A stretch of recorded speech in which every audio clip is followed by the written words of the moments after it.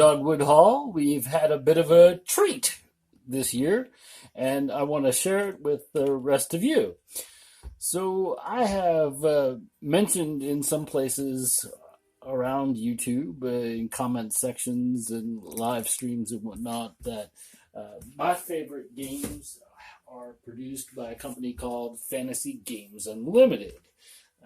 Although I was primarily a Dungeons and Dragons player in the late 70s, early 80s, one of the things that happened in the summer of 83 was we got word that Gary Gygax had been replaced, sent off to Los Angeles to head up the entertainment division of TSR, and that TSR had been taken over by the Blooms. And a number of people were laid off in the summer of 83. And although I'd previously been familiar with the company, Fantasy Games Unlimited really stood out to me as a company that wanted its creators, its authors of games, to retain the rights to those games. There were some issues with that, the difference between copyright and trademark over the years, but by and large, that's something that really stuck with me, that this was a publishing company that really wanted to support its creators. And I also really like the rules system that Bob Charette and Paul Hume came up with what is ultimately one of my favorite games, Bushido. Here are the two books from Bushido. It also came with a character sheet and time tracker and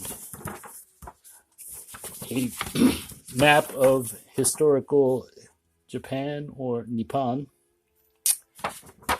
And this is probably one of the best games to play Chanbara or samurai cinema type movies.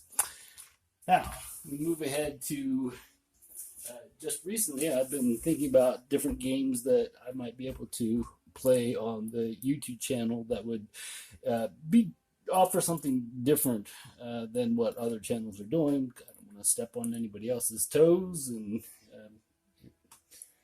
makes it a little bit easier for me to find an audience if I'm doing something different. And I thought, well, here's my opportunity to bring these Fantasy Games Unlimited games to a wider audience. And I thought that we might start with what is one of my favorite games from the series, Daredevils, which is a system for creating pulp rules or pulp adventures, whether that's kind of the Indiana Jones archaeologist of the 1930s, or whether it's sort of an occult detective along the lines of what you might find with Call of Cthulhu.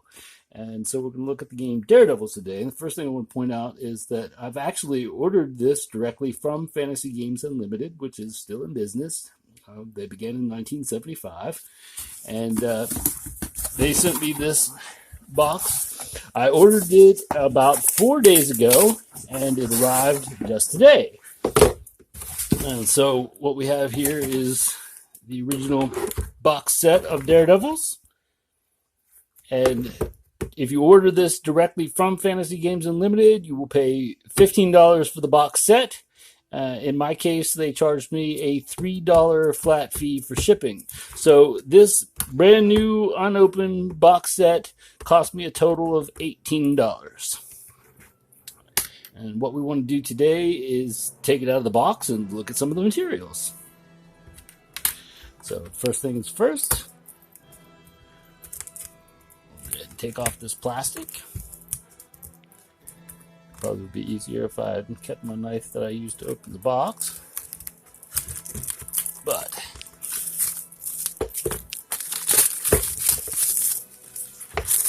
remove the plastic wrap from the box. And lift up our lid. And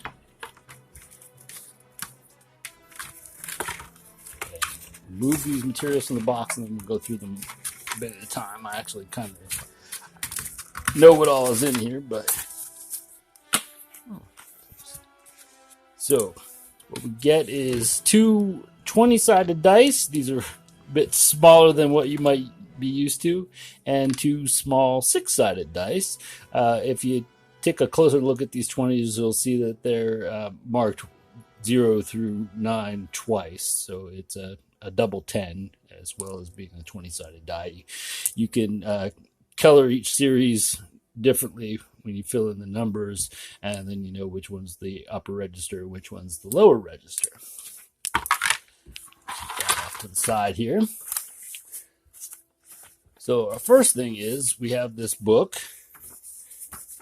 It's got kind of a cardstock cover to it, and artwork on the cover is in black and white. You'll see it's the same artwork from the box top. And if you're not familiar with this particular game, we'll eventually go through the process together of making a character and hopefully setting up an actual play so that people can see it and potentially even participate. But so that you understand, it's a game that uses abilities and talents, but not classes. So what you will have is this kind of standard set of abilities for this particular, the base chance of success system that was developed by Charette and Hume is wit, will, strength, deftness, speed, and health. And then you will be able to choose from a number of skills, and this is how you build what your character is able to do. So there's not a class, like you don't choose to be a private detective and start at level 1 and build up to whatever. Bushido actually does use levels, but you only go up to level 6. That's the max for that particular game. This one does not use such a level system, but you actually have a wide variety of different skills that you can choose from and apply to your character. Like I said, we'll in a future video go through the process of making a character together, but you can see that what we have here is a 64-page rulebook and another kind of heavy cardstock cover here. This is just a series of adventures, and these are some pre-made characters that you can use to go on the adventures. Here's kind of mysteries of the East. Here's Mean Streets, kind of a detective adventure. Gruesome's Revenge. And then this is Black Claws, which is probably the best known adventure that came in the box set. A lot of people really thought fondly of that adventure. You see different maps like the ship there. And some of the other things we got here. We get a sample character sheet. This is kind of the sections that you can use. There's two different ways to make up a character. One is fairly simple. You just apply your different skills. This one is a slightly more in-depth variant of the simpler way, and this enables you to kind of build your character more complexly. Ultimately, you're using the same skills, so it's not that much different. We also have a Game Master system. So Daredevils is set in the 1930s, and so what we have here on the front side of the Game Master screen that comes with it is a set of political boundaries in 1930 and some information about what was going on in those calendar years, what days were on which, and then maps of the countries that were available at the time. And on the back side, we have a number of tables that are important in playing the game. And that is really all you need to play this particular game